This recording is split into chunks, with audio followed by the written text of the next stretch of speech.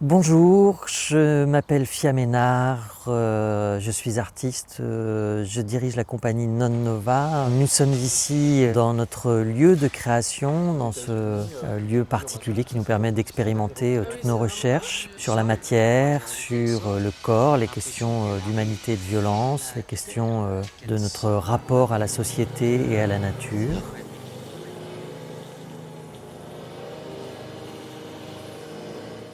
Alors bon, comme tout processus de création, hein, c'est un processus long, hein. Le travail de Article 13, je l'ai donc commencé en juin 2019, déjà au plateau avec l'interprète pour faire déjà des étapes de recherche. On est arrivé en effet petit à petit à des étapes qui étaient au début, elle se retrouvait sur une matière qui s'enfonçait, qui laissait apparaître des continents, qu'elle jouait avec des continents. La deuxième, on est passé par une autre frontière qui était la frontière de dire des migrants qui franchissent une frontière, qu'est-ce qui fait que nous n'avons pas d'empathie alors qu'ils risquent leur vie? Et ces chemins-là vont faire qu'en effet, ici, là, au mois de mai, on arrive à Nantes avec des étapes qui sont celles de la construction d'un jardin à la française, de la construction d'un bloc, d'un socle en fait, sur lequel repose une statue. Dès le début de la création, en fait, sont réunis tous les arts qui vont devoir se mélanger, que ce soit l'art de la musique, l'art du costume, l'art de la lumière, l'art de la décoration et l'art chorégraphique. C'est un petit peu comme si je posais sur la table au premier jour l'ensemble des idées et chacun repart avec une sorte d'objet et de désir de trouver la forme. Je crois que c'est extrêmement important pour moi de ne pas dissocier, mais de sans arrêt rester poreuse au dialogue avec l'ensemble des collaborateurs et collaboratrices pour essayer de comprendre exactement comment nous allons ensemble, puisque j'ai besoin de travailler avec toutes ces personnes-là. Ainsi, il faut rentrer droit et le couper d'un côté, pas faire la coupe entière. Et après, tu sors le carreau. À quel endroit nous parlons ensemble, à quel endroit nous allons construire ensemble. Cette relation de dialogue que nous instituons m'oblige sans arrêt à un moment à par contre moi me déplacer. Ce n'est pas eux qui viennent finalement chercher l'information, c'est moi qui vais sans arrêt voir où ils en sont et puis comprendre petit à petit. Tu casses pas tout, hein. C'est Marine. Arrêtez de casser. C'est le principe du chef d'orchestre qui réunit et laisse travailler chaque instrument dans son coin et sait qu'au final, quelle sonorité va prendre la musique. Donc il y a une vraie relation de collaboration, d'instant, de savoir que comme on a sans arrêt des questions, le décor va poser des questions à la lumière, donc il faut que la lumière puisse aussi poser les questions au décor, que le son va influer ou le décor va influer sur le son, et donc que sans arrêt ces espèces d'aller-retour sont absolument nécessaires. C'est mieux. Juste du coup là c'est des empiècements, ça me pique, mais Ouais, ça ouais, c'est ça, juste le prototype. Et le fait que nous soyons dans un lieu où nous puissions tous être ensemble, travailler, nous retrouver le midi et le soir autour de la table pour en effet avoir des moments de conversation, de parler du monde, de manger, parce qu'on a aussi là d'engager quelqu'un qui nous fait à manger, et donc de savourer et de rester aussi dans cet espace préservé en fait. Je crois que c'est ça aussi, c'est l'espace de préservation.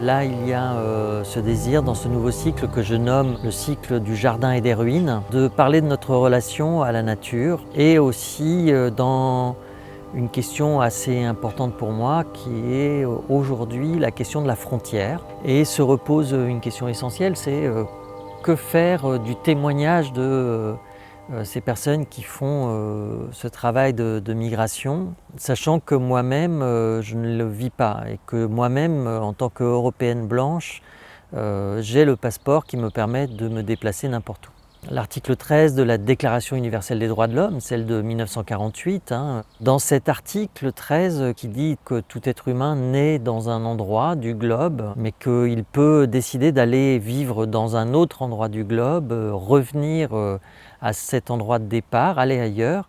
La question de la frontière est une question de nationalisme et non pas simplement une question d'humanité.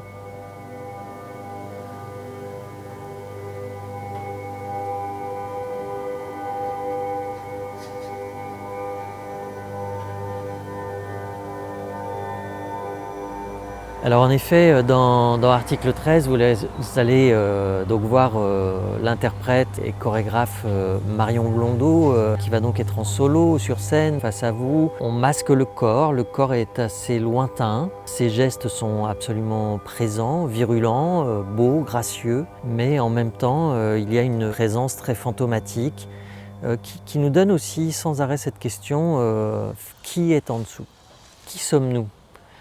L'article 13 se passe dans un endroit très particulier qui est un endroit des frontières. L'endroit des frontières qu'on peut connaître, c'est quand on va dans ces fameux jardins que nous nommons jardins à la française, où l'espace est très déterminé, vous n'avez pas le droit de marcher sur le gazon, il y a des bosquets, il y a des allées, il faut que vous marchiez sur les allées.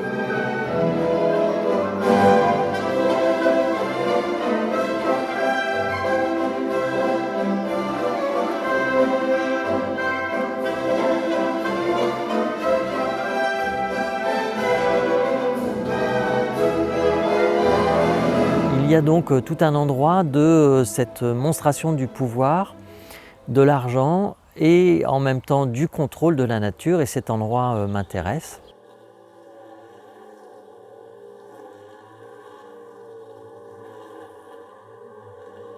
J'ai donc décidé de faire que la nature allait peut-être reprendre son pouvoir sur l'endroit où elle avait perdu le contrôle, et que ce jardin à la française allait avoir la visite d'une mystérieuse créature qui allait décider de rendre à la nature, et donc de rappeler que nous faisons partie du cosmos.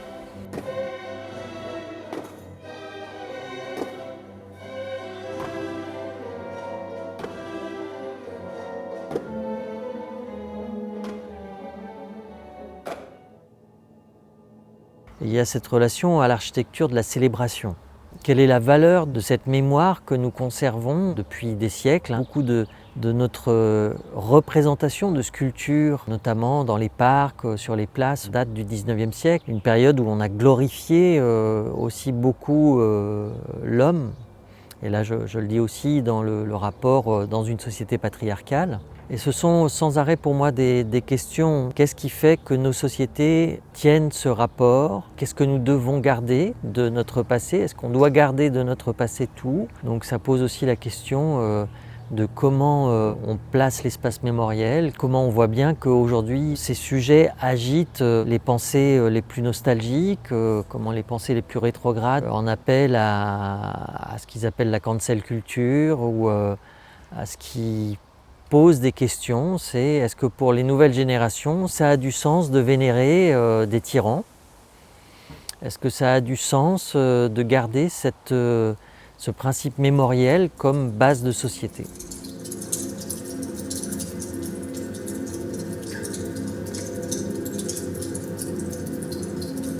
La question de la matière, c'est la question centrale. J'aime la matière pour travailler la matière. J'aime la matière parce que c'est la chose que nous pouvons regarder avec fascination. Et finalement, regarder ce qu'une fumée lourde peut provoquer sur un gazon me fait sans arrêt rêver, parce que quand je regarde ça, je me dis tiens, ça me fait penser à la brume au petit matin, comment j'y vois la poésie, et que la matière, eh bien c'est ça, la matière c'est celle qui amène la poésie. Quand je travaille par exemple là avec le laser, on pourrait se dire tiens c'est super, c'est un super effet technologique, et finalement ce que je vais utiliser du laser me ramène simplement à une pluie d'étoiles filantes que je ne pourrais pas obtenir ailleurs, et que cette étoile filante, elle marque le sol, que cette étoile filante elle marque le corps, que donc elle devient aussi une vraie réalité, ce n'est plus l'objet d'une image virtuelle. On va devoir porter un objet, et que cet objet, nous le portons jusqu'au spectateur avec cette question, quel est l'endroit le plus juste pour que le spectateur soit libre d'imaginer ce qu'il veut et en même temps qu'il oublie le monde, qu'il oublie ses soucis, qu'il oublie tout ça et qu'il parte ailleurs.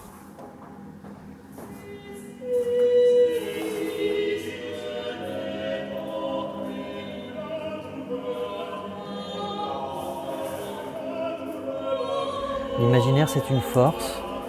L'artiste a cette force-là, c'est qu'il peut jouer de son imaginaire, il travaille de son imaginaire, mais c'est le vôtre, vous spectatrices, vous spectateurs, qui m'intéresse. C'est de sans arrêt vous amener dans des mondes que vous n'avez certainement pas imaginés, mais je vous propose d'y aller ensemble et de découvrir.